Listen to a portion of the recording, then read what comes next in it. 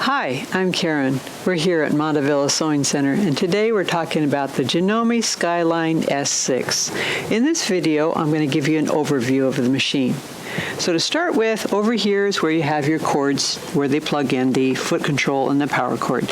And near that is the power switch. And then, of course, we have the hand wheel.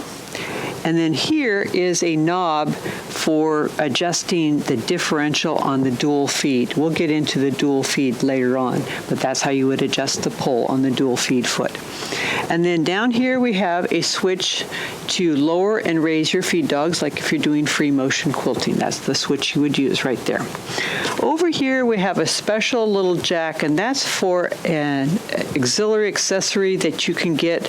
It's a thread cutter switch, and that is something that you can use to, you tap on that and it cuts the threads for you. Instead of using your scissors or any other means, it's a really nice convenient feature. So that's on the side there. Then you have a nice big carrying handle right here. At the top, you have a cover, and inside you have all your different stitches and the numbers associated with those. Here we have the Bobbin Winder spindle and the stopper. There's a thread cutter, so once you've wound your bobbin and it's all full, you can just snip that thread, pull the bobbin off of there, and there you go. Here's your spindle for your spool pin right here, and then it has a spool cap on there, and I'll show you about threading in another video. And then, of course, the thread path right here. Now, this is your thread tension dial. Right now, it's on auto, and for most standard sewing threads and sewing procedures, having it on auto is the correct amount. Now, if you had a specialty thread, you might need to change this, but when I sew on my machine, I just leave it on auto almost all the time. It's a good feature. Then we have the presser foot pressure. It has a square around the number 5, and that's your standard presser foot pressure, and that regulates how tightly the presser foot pushes down on your fabric. You want to have some pressure so that it feeds along correctly. Not too much, not too little. You can adjust that if you need to up here. Most of the time, I leave it just right there at standard. Okay, and then on the side, you have your thread cutter. So once you're done sewing, you can just cut your threads right there. In the back is your presser foot lifter. And back here is a lever for sewing buttonholes. So this is what you would use with your buttonhole foot to get a nice buttonhole. This makes beautiful buttonholes. It has several that you can choose from up here. Then we have the needle threader, and this is a really nice needle threader that threads the needle easily. Then you have your accessory tray. Now, this tray comes off so that you can do your, like jeans hems and stuff. It works great for that. You put the hem of the jeans right around here and can sew it right around in a circle. This little switch here is really nice. You just push that and your needle plate comes off, like for cleaning or whatever.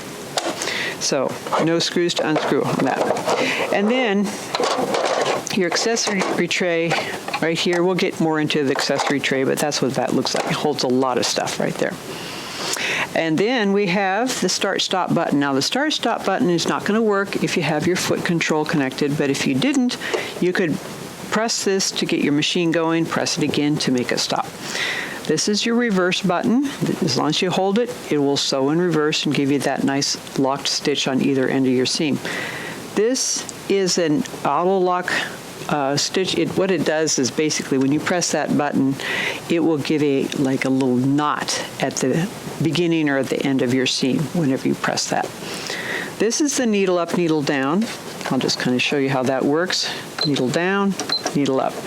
And this is nice to use rather than using your hand wheel because this completes the cycle. It gets it all the way to either all the way up or all the way down. So this is a really nice feature to have. This is a thread cutter switch, and what that does is at the end of your seam, at the end of your sewing, you press this button, it cuts the threads and leaves these little short half-inch tails on the back.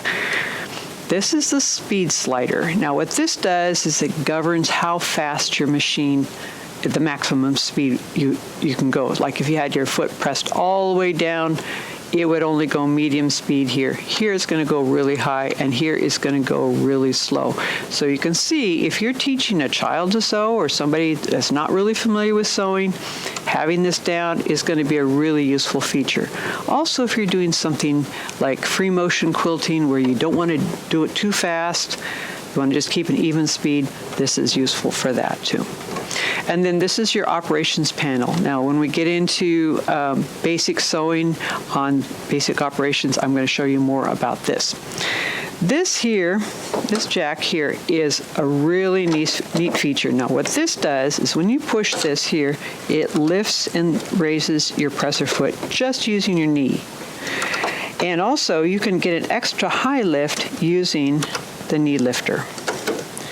So that is the overview of this machine. It's a great machine, and we have lots of other videos for you to watch here. If this was a helpful video, give us a thumbs up. And if you have comments or questions, you can leave those in the area down below. So thanks for watching. See you later. Bye.